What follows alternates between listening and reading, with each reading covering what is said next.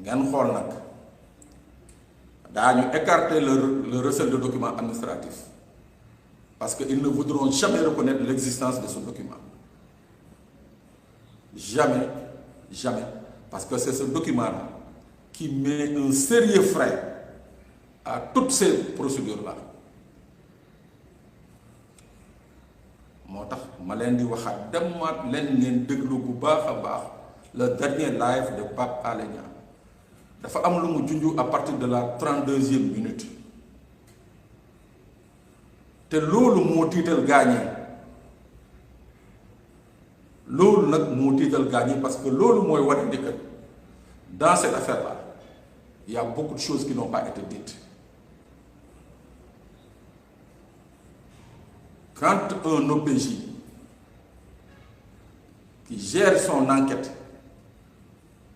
mën a toog ba enquête bi bouclée son supérieur hiérarchique ñëw naan ko mag procureur de la République depuis 5 jours am nañu prélèvement ça veut dire beaucoup de choses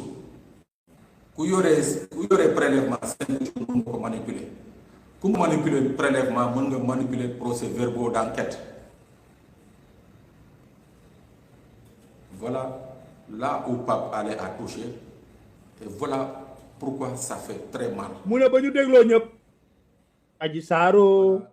Sidi Ahmed Mbaye, Ibrahima Coulibaly ba ñu dégloo ñëpp ñu def suñu procès verbal ah le 8 février yóbbu ko parquet bu tribunal commandant de recherche ba ñuy def changement yi mu ne ci changement yi nag commandant Mbeng moom moo yokk ci changement yi ne leen ñu yokk ci ne def nañ prélève am na lu ñu jëlee ci kanamu ndaw si muy prélèvement vaginal ngir ëllëg ak si biir bu ñu bëggee def test ADN le 8 février la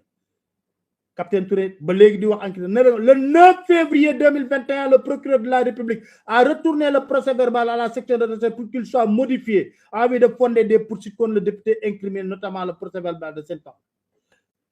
mu ne ba ñu paree suñu procès verbal jébbal ko commandant Mbengue yokk ci loolu teewul bañ ko joxee procureur de la République